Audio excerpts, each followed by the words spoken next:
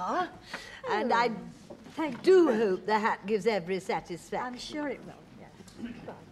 Anyway, I said to Mr. Rumbold, I said, I don't want to be stuck here.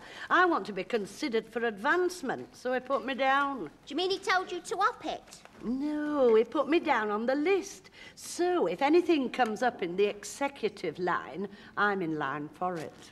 If you get promotion, does that mean I'll get your job? Well, normally they'd give my job to somebody of my age.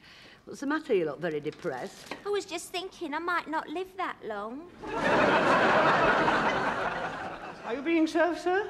Which is a silly question, because I can see that you're not. I'd like a raincoat, please. Yes, raincoat rail, Mr. Luke. Raincoat rail coming up, Mr. Lumley. Gabardine or plastic, sir? Plastic, please. Yes. Now, let me see. You look like a 44 long to me. What colour, sir? Oh, preferably black. Yes, you can't go wrong with black. One black plastic Mac. Thank you. Would you like to slip this on? Thank you very much. These are very useful. They roll up very small, and you can carry them in your little transparent pixie hood. Do you have a mirror? Thank you.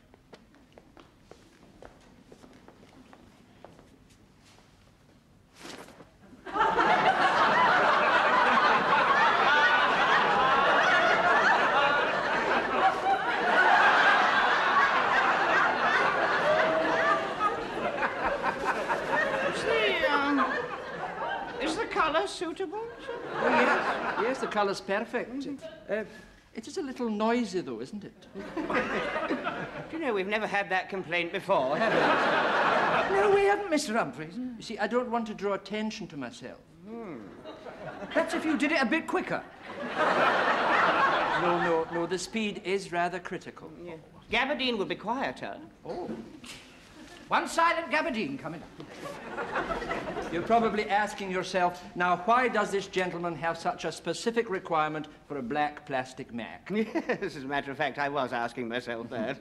And I told myself it was none of my business. You see, I work for a big magazine as a photographer. You know the kind of thing, leaping out on well-known personalities, catching them in an off-guard moment, as it were. Look, let me show you this. Now, there's a remote control button, goes from here, through the pocket of the coat, and all I have to do is to give it the right exposure. Now, watch.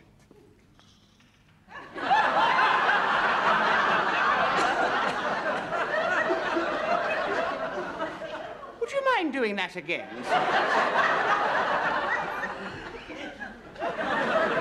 My friends call me Candid Cameron. Well, if you wear this, they'll call you Gabardine Angus. Oh, yes. Oh, that's so much better. Yes, of course. Mr. Humphreys, can you spare a moment? Certainly, Captain Peacock. What exactly is going on? This gentleman's practicing his exposure. Well, I know it takes all sorts to make a world, but may I suggest that you and your friend confine such activities to your leisure hours?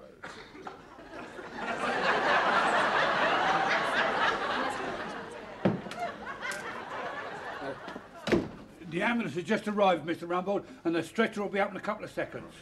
What do you think it is? I think it's food poisoning. Yeah, as soon as I noticed rissoles on the executive dining room menu, I thought to myself, I hope he didn't make that out of Wednesday shepherd's pie, because it wasn't all that cop when it was Lancashire hot pot on Tuesday. They were fish rissoles. Ah, well, that was Monday's cod. I think I've got glands coming up behind my ear. That's a good job you mentioned that, because we might never have spotted it. What's going on? Ambulance men have got into Mr. Rumbold's office. Oh, whatever's happening, Mr. Harmon? Mr. Rumbold's been taken queer. Oh. Anything I can do? Have you any idea what caused it? Rissoles. I asked you a perfectly civil question, sir. Bring him his way, please. Here he comes, sir. Oh, Get out of the way, sir. Get out of the way. Oh, I say. Oh, what a shame. He's just had his shoes sold anew. I think he's going into a coma. Blimey, don't say I had the treacle pudding as well. We think it's food poisoning. poor Mr. Rumbold. He doesn't look very good, does he? I had an uncle who had rissoles once and he went stiff all over. Was that food poisoning? No, rigor mortis. May I say on behalf of the department how sorry we all are and wish you a speedy recovery, sir. And if you don't come back, we'll treat you like Nelson. On the spot in the canteen where you fell, we'll have a brass whistle. Just a moment. Sir, have you set the machinery in motion for a replacement? No, that'll be up to young Mr. Grace. Or perhaps you'll put in a good word for me, sir. Also, I would be most happy to step into your shoes if you wish. I think the most suitable person to take over in my absence would be... He was trying to form a name beginning with an S. What are you talking about? That was his breath escaping. H. Humphreys, it's me. He's shaking his head. It's not you. Lucas! He's trying to say Lucas! No, he's trying to say loosen his tie. Come on, love. This is Mrs. Slocombe, loosening your tie. Now, can you try and point to the one you want to take over from you? He's pointing to my legs. It's me. No, he's passed out. It's a sedative I've given him. Come along, bring him along. We'll take him down by the service lift. Good idea. You can give him a short service on the way out. Well, thank you, Doctor, for letting me know. It was food poisoning. Oh, he shouldn't have ate that rissole. Fancy anyone ordering rissoles in our canteen. The man's a fool to himself. Well, it does put a lot of strain on you, sir. I mean, you was hoping to go away for the bank holiday. Will you be able to have it off now, sir? What did you say? Will you be able to have it off now? It's a bit soon after lunch. Let's do some letters. Excuse me, Mr. Grace, sir, but the members of the Ladies and Gentlemen Department is here to ask who you require to take over Mr. Rumbold's office. Oh, very well. Mr. Grace will see you now. Any news of our dear colleagues, sir? Oh, it'll be as right as rain in a couple of weeks. Have you any idea who's going to take over, Mr. Grace? Bearing in mind that I have applied for promotion on a number of occasions. And bearing in mind that I have a lifetime's experience. Ah, yes, well, it's a very important post. Couldn't have anyone as old as you.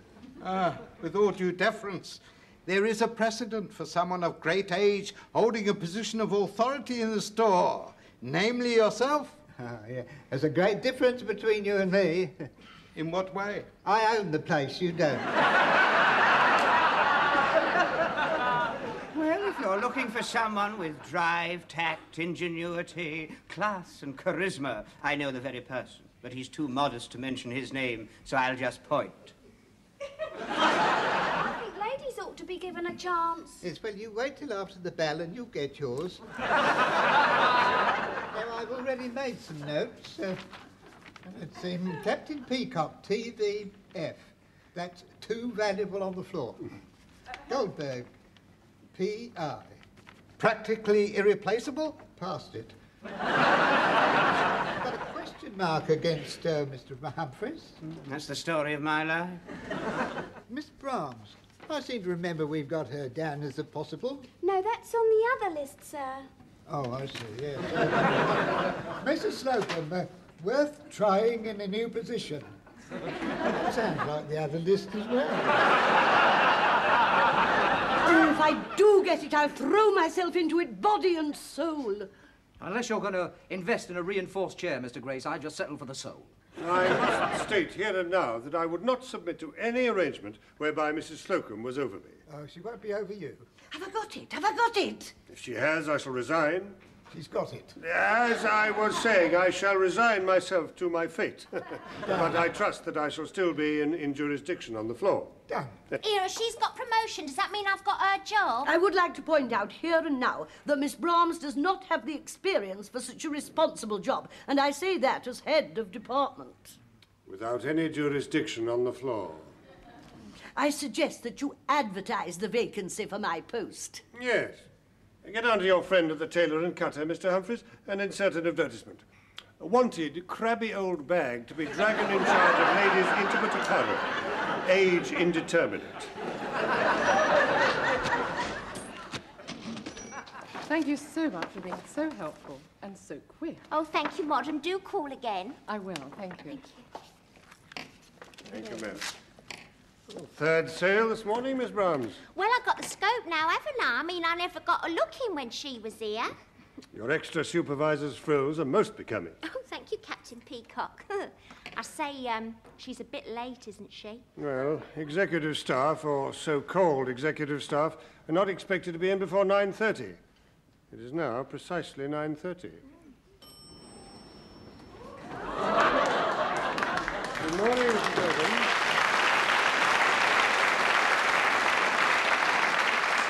Oh, you know, these executive briefcases are heavy. Brought your sandwiches with you, then? Captain Peacock, reprimand your junior, would you? Mr. Lucas, that was very naughty. Mrs. Slocombe, for you one, to wish you luck the first day in your new job. Nobody deserves it better. Oh, blue to match my eyes. I thought they were blue to match your varicose veins. Now, think on. Any little problem, don't hesitate to ask me. Mr. Humphreys, if you've quite finished crawling, would you get on with your duty? Captain Peacock, a member of the staff is having a confab with a senior executive. Kindly don't interrupt. You're forgetting, Mr. Slocombe, that I'm in charge on this floor, and that particular member of the staff is under my jurisdiction. Well, Mr. Grace will have to give a ruling on that point. Well, in the meantime, if you have anything further to say, Mr. Humphreys, say it and get back to your duties. Just wanted to say how ladylike Mrs. Slocombe looks, and how nice and restrained she is, considering you're being so aggravating. When the candidates for my vacant post arrived, show them into my office, would you? Well, personnel have already informed me that they can't find anyone even remotely interested in taking your position at the ridiculously low wage you're receiving. Well, they'll just have to pay more then, because Miss Brahms certainly isn't experienced enough to be on her own.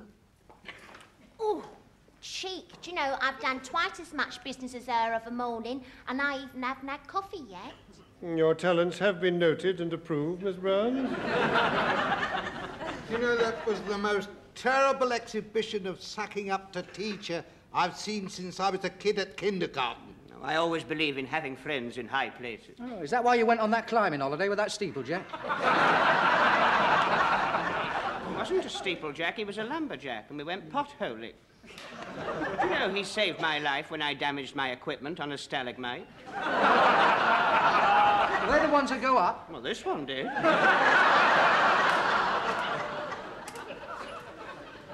Oh, my own office. I shall stamp my personality on it.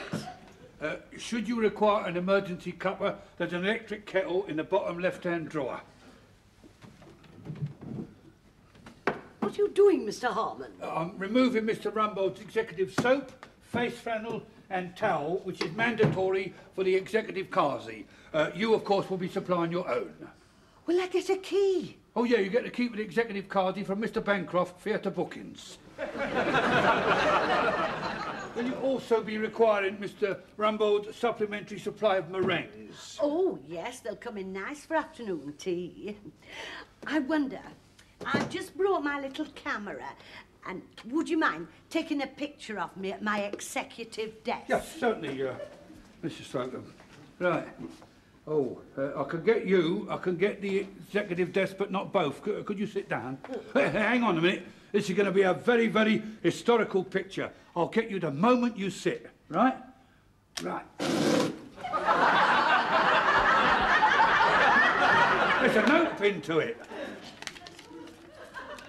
I'm sure you'll be a big noise in Grease Brothers. Signed, Mr. Lucas. Oh, well, one little practical joke I can overlook, but I shall have to tell him that he's a naughty boy.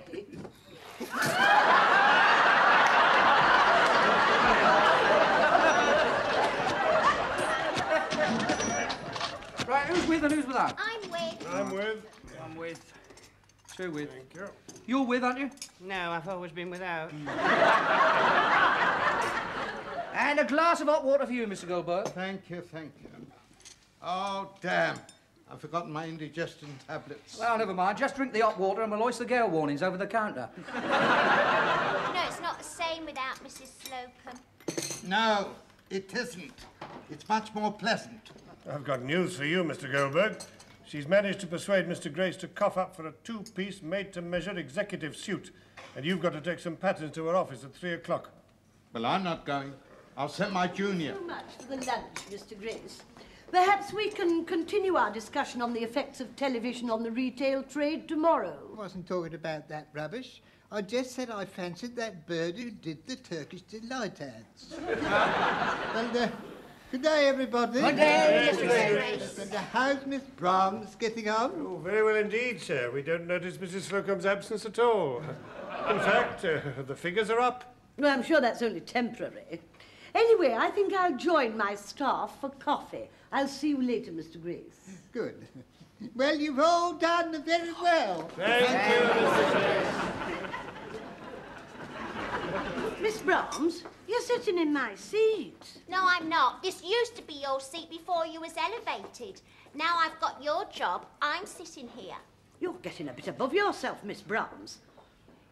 And what are you doing with those frills? Those are supervisor's frills, and you're not entitled until you're established. And you're only temporary. And if you don't move over, I'll make you take them off. You hold your ground. And you shut your gob.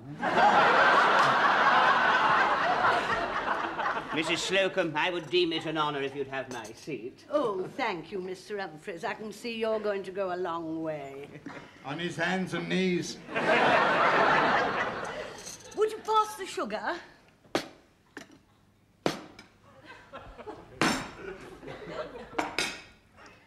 Well, what were we all discussing?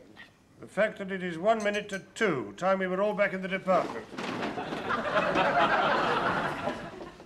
Would you like my spoon, Mrs. Slocombe? Mr. Humphreys.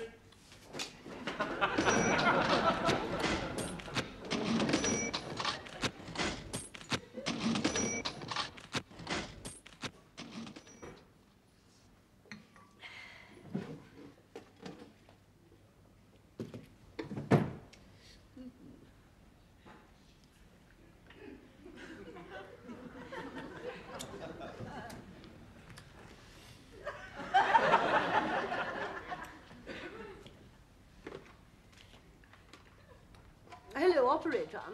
Have there been any calls for me? What, none at all? Oh, I see. Well, if there are any calls for me, make sure you put them straight through.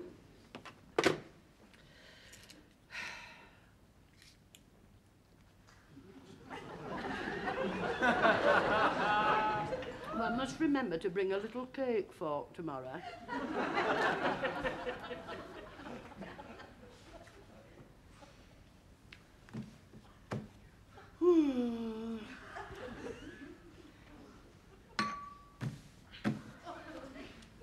Oh, how nasty.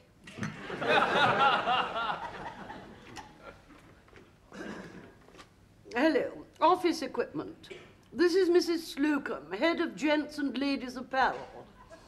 Could you send me up some green blotting paper, please? I mean, this pink muck's so common. You have to supply the pink until it runs out. Well, when will that be? 1992? Thank you very much.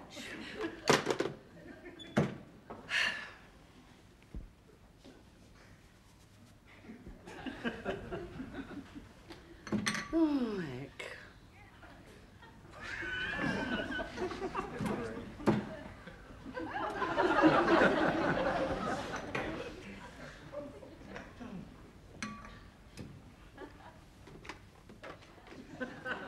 Hello, cosmetics. Miss Cumlosey, please.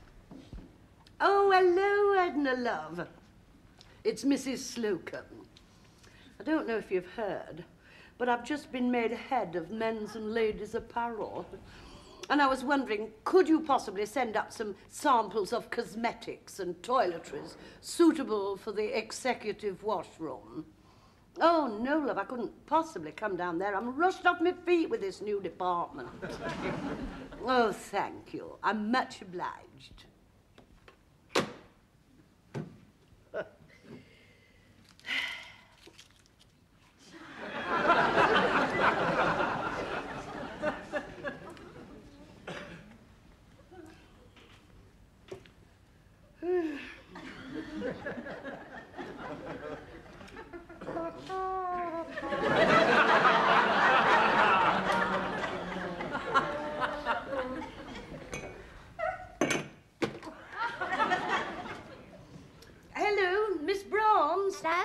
This is Betty here, dear. I'm sorry I was a bit short with you at the dinner table, but I've been rushed off my feet. Well, what have you phoned me for? Well, I missed our little morning chat, and I was wondering if you'd like to pop in for a cup of tea. You'll never guess what happened to me and Mrs. Axelby last night. We went to this roller disco. I haven't got time now. I've got a £3,000 fur coat customer. But I've saved you a meringue. And I've got a crocodile handbag waiting. I see. Have you taken those frills off your blouse yet? No. Well, see to it. Just a moment. Enter. Yes, you have my authority to proceed with that order, but I want delivery in 3 days or you can forget it. I'm sorry, that's my last word. She's a tartar, isn't she? Especially when there's nobody on the other end of the phone. She's still got her finger on the wrist. Well, if John Lewis can make you a better offer, I suggest you get on with it. But don't come running back to me. Oh, have you come about the suit? Yes, Mrs. Slocombe, I brought the swatches. Now, may I suggest a nice 16-ounce worsted in a charcoal grey? It's very executive. Yeah, it'll go very nicely with a bowler hat and rolled umbrella. You're here to take the measurements, Mr. Lucas. There's no need for comment. Oh, yes, I like that. And stripes are very slimming, aren't they? Well, let's put it this way. Have you ever seen a fat zebra? Shall we just try this one on for the style? This one's double-bosomed. Now, what do you think of the effect? She looks like Rocky Marciano. Will you be having trousers or a skirt? Or black stockings and thigh-length boots. We're going to ignore you, Mr. Lucas. You know, it's a pity you're going to ignore me, because I can tell you a very good reason why trousers would suit Mrs. Slocombe. Why's that? They'll hide your legs. One more remark from you and you're out. Shall we settle for this, then, but in the ladies' style? Yes, that'll do very nicely. Measurements, Mr. Lucas. Measurements coming up, Mr. Humphreys.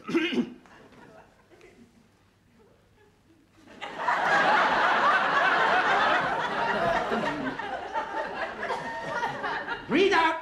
I am breathed out. Why didn't you bring the 60-inch tape? Because our stock only goes up to 42. We'll have to improvise. Yeah. 42 and a pencil. Waist? 42 and a rubber. Hips? Oh, my God.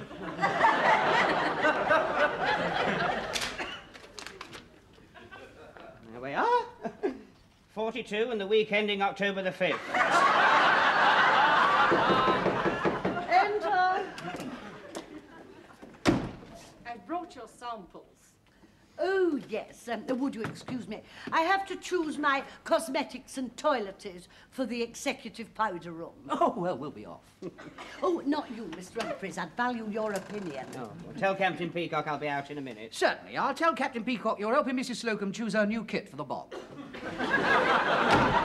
Sorry about that, Mrs. Slocombe. Juniors have no finesse. Oh, yes, it's as common as milk.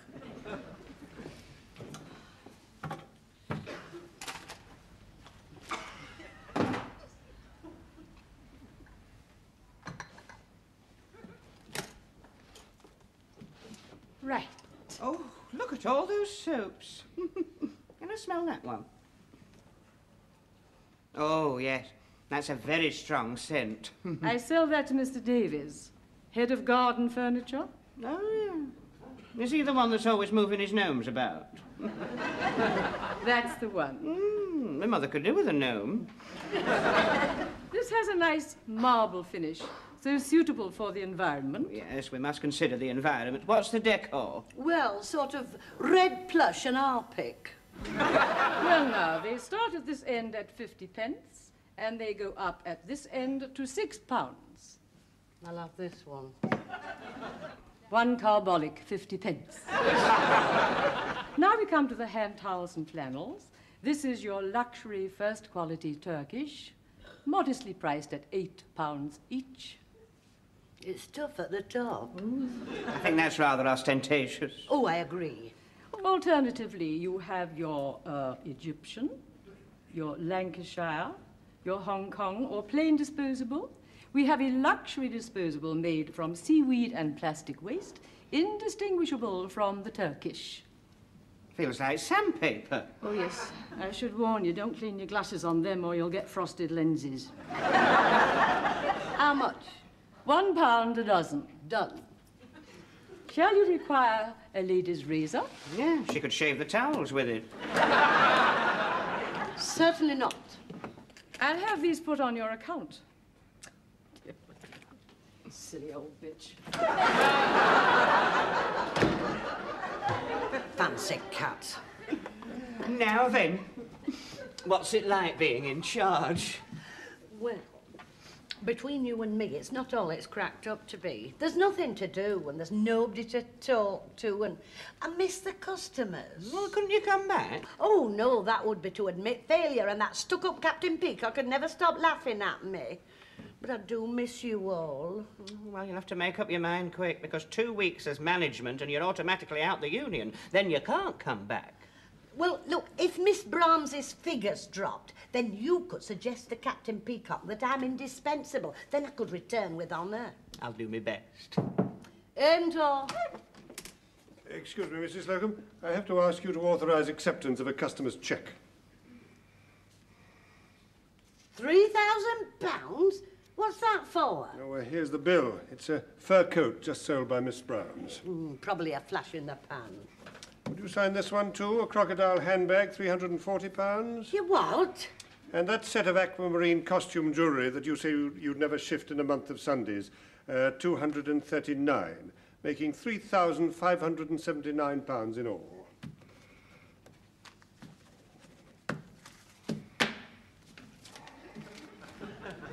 Thank you.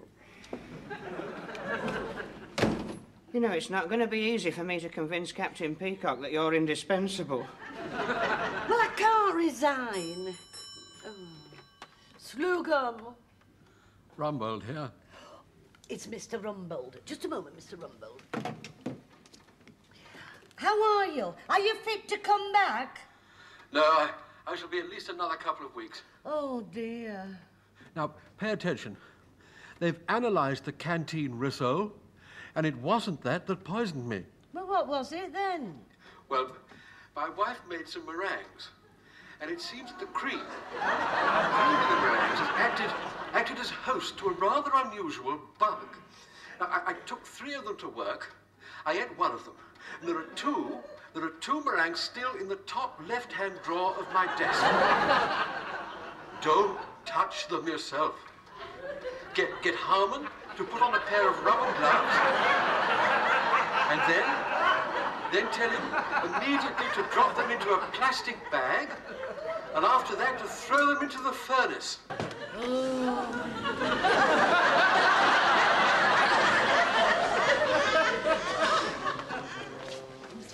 Oh, such a pity when you had your foot on the first rung of the management ladder. Oh, does this mean that I'll have to come back behind the counter? To be realistic, I'm afraid it does. It's been no fun here without you to nag me. Hurry up and get well and come back. Yes, but not before Mr. Rumbold. How are you feeling, Mrs. Slocombe? Well, put it this way. My tummy's in turmoil, but my mind's at peace. Lou! Lou! She's trying to say Lucas! No, I'm not. I want to go to the loo.